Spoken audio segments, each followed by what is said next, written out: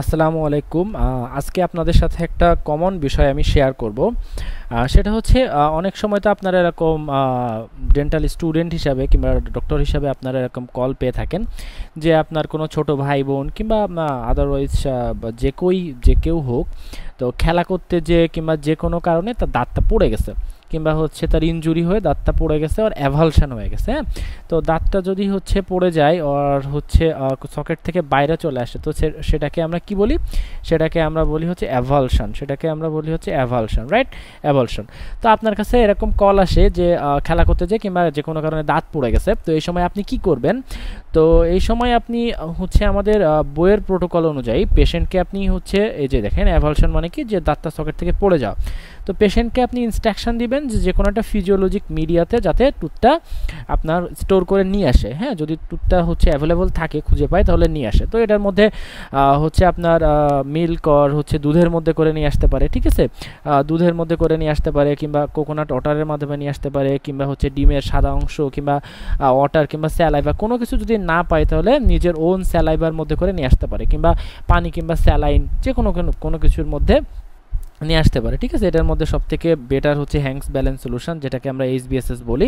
তো এগুলোতে অ্যাভেলেবল থাকে না অ্যাজ অলওয়েজ। তো পেশেন্টকে আপনি বলবেন যে কোনো কিছুর মধ্যে করে, হ্যাঁ, যে কোনো কিছুর মধ্যে করে টুথটাকে আপনার প্রিজার্ভ করে আপনার কাছে নিয়ে আসতে। তো অ্যাটলিস্ট কোনো কিছু যদি না পায়, নিজের ওন স্যালাইভা কিংবা স্যালাইন কিংবা নর্মাল পানির মধ্যে করে আপনার বলবেন যে হচ্ছে দাঁতটা আপনার কাছে নিয়ে আসার জন্য। হ্যাঁ, যদি আপনাকে কল দেয় ওভার ফোনে, আপনি এটা বলবেন। ওকে, তো এরকম একটা পেশেন্ট আমাদের কাছে আসছিল, দেখেন। তো আরেকটা ডেন্টিস্টের কাছে গেছিল, তারপরে রেফার করে আমাদের কাছে আসছিল।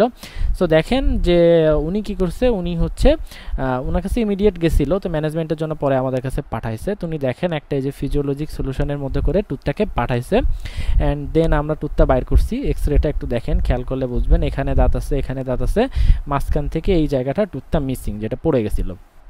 তো আসার পরে আমরা কি করছি, আসার পরে আমরা যেটা করছি, অনেকগুলো প্রোটোকল আছে আর কি। মেনলি এই ভিডিওটা আপনাদের সাথে শেয়ার করা ইমিডিয়েট ম্যানেজমেন্ট আপনাদের কি হতে পারে, প্লাস হচ্ছে আমাদের সিএনসি ব্যাচ, কাউচেন অ্যান্ড ক্যানেন্সা ব্যাচে আমরা কীভাবে পড়ি সেটা সম্পর্কে আপনাদেরকে একটা আইডিয়া দেওয়া। সো দেখেন, এটা হচ্ছে আপনার ট্রমাটিক ইনজুরি কিংবা হচ্ছে এই চ্যাপ্টারের মধ্যে আপনারা পেয়ে যাবেন। ট্রমাটিক ইনজুরি চ্যাপ্টারের মধ্যে কাউসানের অন্য একটা বই থেকে আমরা ফলো করতেছি। অনেকগুলো ম্যানেজমেন্ট আছে। হ্যাঁ, 15 মিনিটের কম হলে কি হবে, ওপেন অ্যাপেক্স হলে কি হবে, ক্লোজ অ্যাপেক্স হলে কি হবে। তো আমাদের এটা যে ক্রাইটেরিয়ার মধ্যে পড়ছে সেটা হচ্ছে যে এক্সট্রা ওরাল টাইম হচ্ছে 60 মিনিটের বেশি। হ্যাঁ, 60 মিনিটের বেশি, এবং হচ্ছে এখানে ক্লোজ অ্যাপেক্স মানে অ্যাপেক্সটা ক্লোজ হয়ে গেছে, টুথ ফর্মেশন হয়ে গেছে।